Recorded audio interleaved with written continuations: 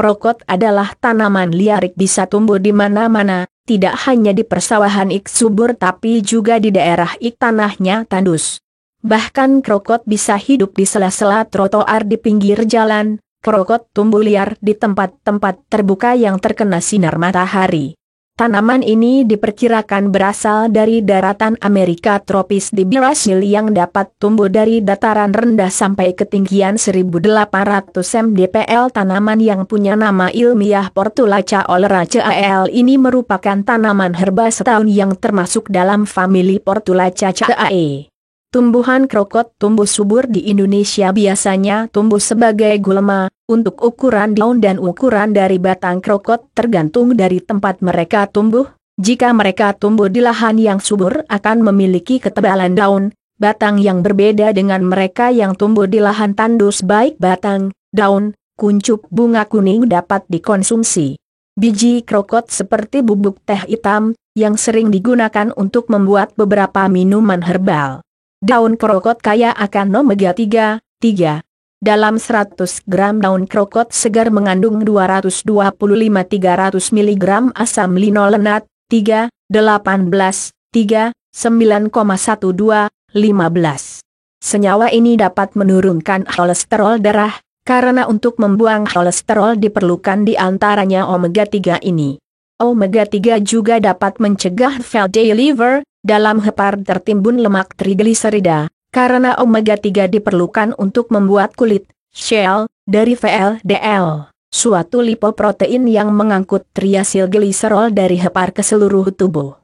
Dalam satu cangkir, 1 cup, daun krokot yang sudah direbus, mengandung 90 mg kalsium, 560 mg kalium, 2000 IU/Fit A, dan beberapa asam amino yang berguna untuk kesehatan. Namun dalam satu cangkir daun krokot rebus tadi mengandung 910 mg asam oksalat, yang bisa menyebabkan kencing batu bagi mereka yang mempunyai resiko tinggi, ada di antara familinya kena kencing batu. Tanaman ini memiliki kandungan kimia antara lain, KCl, KSO4, KNO3, nicotinamide, tanin, saponin, vitamin A, B, C, L, noradrenalin, dopamin, dopa. Krokot juga merupakan sumber beberapa vitamin B kompleks seperti riboflavin, niacin, pyridoxine dan karotenoid, serta mineral diet seperti besi, magnesium, kalsium, kalium, dan mangan krokot mengandung dua jenis pigmen betalain alkaloid dan beta-xanthins. Kedua jenis pigmen yang ampuh sebagai antioksidan dengan khasiat antimutagenik. Seluruh bagian dari tanaman ini dapat digunakan sebagai obat, dari akar, batang, daun dan bunga krokot dapat dipakai sebagai obat alternatif baik dalam keadaan segar maupun dikeringkan terlebih dulu. Krokot yang digunakan dengan cara dikeringkan biasanya dilakukan dengan mencuci bersih krokot terlebih dahulu lalu menjemurnya kemudian digiling hingga menjadi bubuk. Krokot bermanfaat untuk mengobati disenteri, diare akut, radang akut usus buntu, apendicitis acuta, radang payudara, mastitis, wasir berdarah, hemorrhoidal bleeding, badan sakit dan pegal, reumatisme, keputihan, gangguan sistem saluran kencing, sakit kuning, hepatitis, cacingan, sesak napas, biji dan buahnya. Ramuan obat herbal krokot untuk disenteri dan maak herbal krokot yang masih segar sebanyak 50 gram diuapkan selama 3-5 menit, lalu ditumbuk halus dan diperas hingga terkumpul air perasannya kurang lebih 150 cm kubik. Minum sebanyak 50 cm kubik, sehari 3 kali hingga sembuh. Ramuan untuk mengobati bisul. Untuk bisul minum teh krokot setiap hari sebanyak 1/3 cangkir teh. Hingga bisul dirasakan mengempis dan kering atau hilang sama sekali. Krokot untuk mengobati kencing darah. Krokot yang sudah dalam bentuk herba sebanyak 100 gram digodok bersama herba daun sendok sebanyak 25 gram. Saring airnya dari ampas herba, hangatkan dan minum. Lakukan hingga kencing darah berhenti.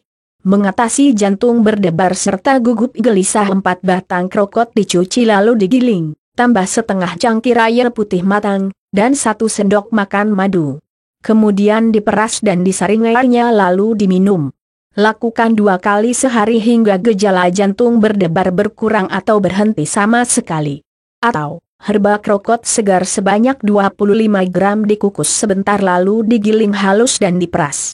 Minum air perasannya setelah tidak panas. Lakukan hingga gejala gugup dan gelisah mereda. Obat demam 2 batang krokot dicuci dan direbus, tetapi tidak perlu sampai matang, makan selagi hangat. Lakukan hingga demam menurun. Krokot untuk sakit kuning, juga untuk radang gusi, herba krokot sebanyak 200 gram digodok, dinginkan airnya lalu minum. Lakukan hingga sakit mereda.